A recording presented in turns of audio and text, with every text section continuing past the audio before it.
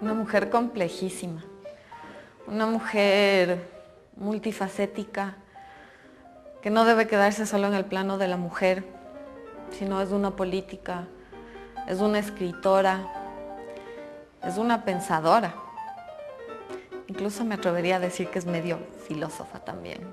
Es un ser difícil de encontrar y difícil de analizar, sobre todo en el tiempo en el que ella vivió.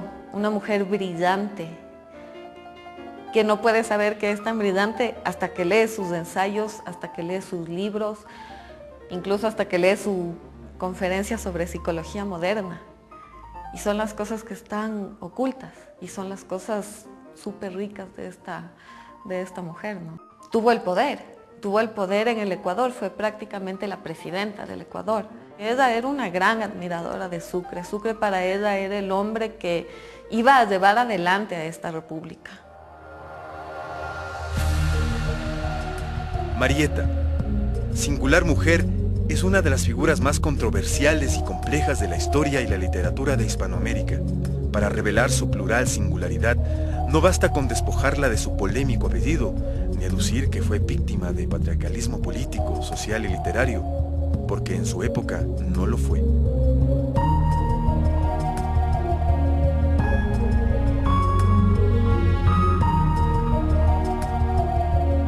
Entonces, en el momento en el que Sucre es asesinado, claro, para Marieta es como el fin, o sea, se vuelve iracunda, no solo cuestionadora y no solo irónica, sino es iracunda. O sea, cómo osaron destruir los caminos de toda una república así.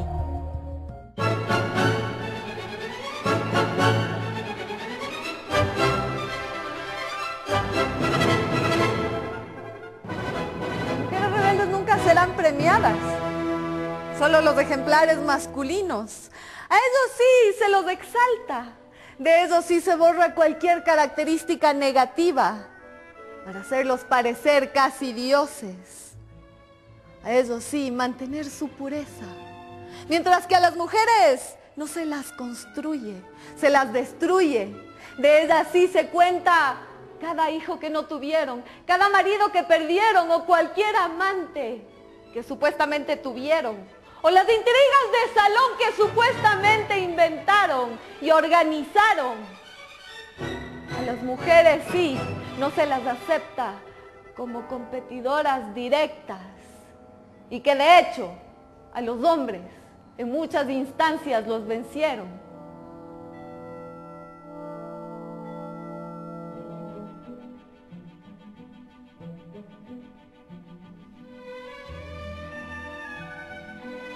Podría ser una hija de su circunstancia, de alguna forma, porque, claro, su familia estaba completamente involucrada en toda esta lucha en contra de los conservadores, la aparición del liberalismo y demás, y también, claro, su ascenso, digamos, en un escenario político con más poder sucede de una manera totalmente coyuntural. Entonces, es una hija de su tiempo, de alguna forma. Además, se mueve con mucha facilidad en este ambiente debido a toda la capacidad intelectual que tenía, que era gigantesca, ¿no? Entonces eso le deja moverse con muchísima fuerza en este ambiente político súper convulsionado, que era además el que hay entre García Moreno y Eloy Alfaro, ¿no? Que es tremendamente polarizado además. El prejuicio que ha habido en contra de algunos de estos personajes femeninos que han estado en ese escenario, pues también estaba al lado de algunos políticos que no eran precisamente políticos a quienes tú admirarías por su desempeño fuerte como García Moreno o Eloy Alfaro, que es el caso del tío, ¿no? Entonces eso termina haciéndole sombra a ella también. Marieta habría sido intelectualmente con o sin el tío, pero ahí estaba el tío y ella lealmente al lado de él, ¿no? También incluso como primera dama del país. Entonces eso yo creo que es algo terrible, ¿no? Marieta de Bentemilla ha sido históricamente en general la sobrina de Ignacio de Bentemilla. No es Marieta de Bentemilla intelectual, no es Marieta de Bentemilla política, no es Marieta de Bentemilla artista, es la sobrina de Ignacio. Bueno, pero Sí, también, eso es cierto, pero ella sola, ¿qué hizo, digamos? Es difícil encontrar sus obras, es difícil encontrar estudios que hayan desprendido un poco todos esos accesorios de su vida y nos dejen verla a ella sola. Y que la posición económica supuestamente muy buena de ella tampoco fue sencilla. Por un lado, queda huérfana de madre a pronta edad, ¿no es cierto? Luego también su padre muere y parece que vivió algunos aprietos económicos muy fuertes, ¿no? Dicen que cuando estaba en el Colegio Sagrados Corazones en Guayaquil sus pensiones siempre se pagaban tardíamente, o sea, debe haber estado de todas formas en algún círculo de una cierta élite, pero más o menos relegada, porque tampoco tenía una posición completamente acaudalada. De todas formas, claro, eso sí es una ventaja todavía, en el sentido de que no era tan sencillo para una mujer estudiar en esa época, o sea, eso ya era una fortuna, si le quieres llamar así. Pero además de eso, sacar provecho de la educación que tú ya podías recibir perteneciendo a esa élite era otra historia. Esa ya era una historia de adueñarse de una situación personal adversa y tratar de llevarla adelante a como de lugar. ¡Pinte!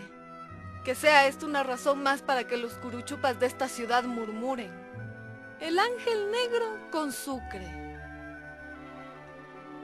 Pero el ángel negro no asesinó al héroe militar, a quien se lanzó a las más atrevidas empresas, a quien nunca se encarnizó con el enemigo, a quien amó y respetó a los soldados. Incomprendido. A cuántos se les despertó la envidia y cuántos lo vieron como un rival, creyendo que eliminándolo podrían ocupar aquel vacío de poder.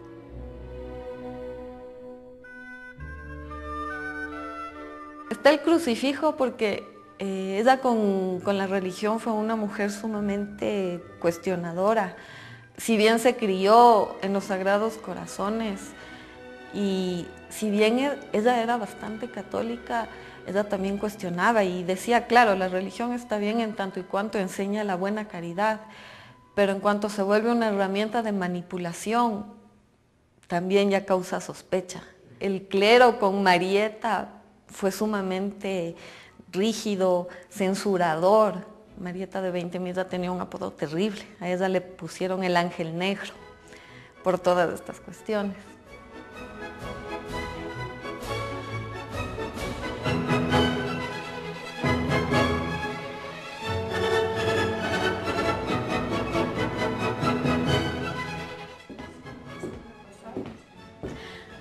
Buenas noches. Marietita, ¿Cómo estás? buenas noches, querida. Pero ella ya salió a ese mundo político. Entonces, claro, la gente la vio, era una mujer muy interesante, era una mujer muy astuta y además era muy hermosa. Y eso sí generaba muchísimas envidias y enseguida empezaban los rumores porque Ignacio de Bentemida no tenía una esposa, también era un hombre de un comportamiento bastante dudoso y cuestionable. Estimados contertulios, espero que hayan venido con las mentes abiertas y hayan dejado la religión por fuera.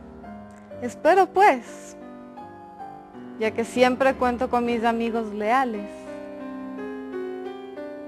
Y enseguida empezaron los chismes, que era su amante.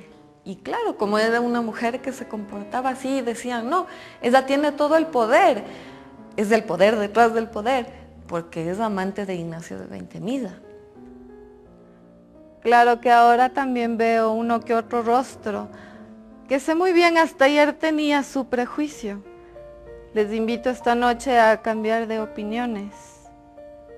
O tal vez mañana volveré a escuchar uno que otro vituperio. Fue la mujer cuya historia está enterrada. Marieta era muy hermosa, muy inteligente, muy astuta, muy poderosa, luchadora infatigable, atrevida, manipuladora. Actuó como lo podría hacer una mujer en nuestros tiempos. Muerto Sucre, nunca se gestó esta república. Es claro que el problema no es la forma de gobierno, sea dictadura, sea presidencia. Es claro que lo que es necesario es librar al pueblo de todo fanatismo, sea político, religioso. Es aquel fanatismo el que le ha quitado la razón a la gente, la capacidad de discernimiento. Y es claro que si me ha cabido una parte de la historia de este país, pues no persigo el aplauso, ni tan siquiera me da miedo el insulto.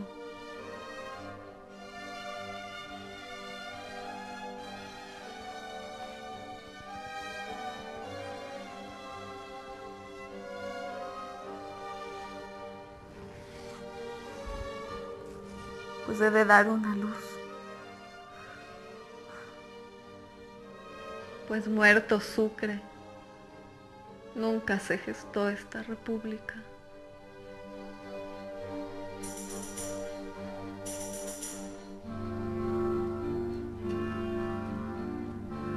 Porque tú ves que hay un montón de escritos de interpretación acerca de ella que están analizando mucho como su rol negativo, si le quieres llamar así. Y también yo creo que eso es algo que les ha pasado a otros personajes históricos, mujeres se la ven muy dependiente de un hombre.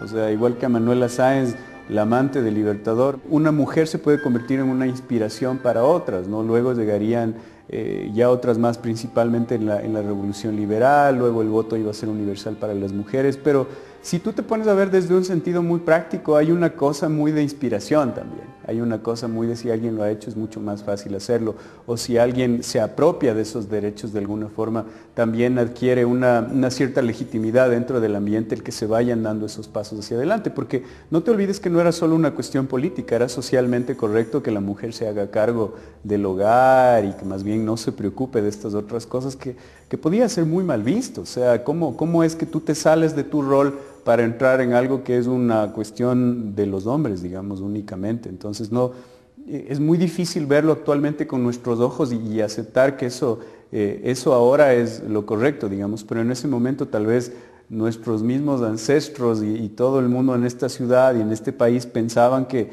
eso era una locura, pues, o sea, estás descuidando el hogar, estás descuidando lo que te compete como rol.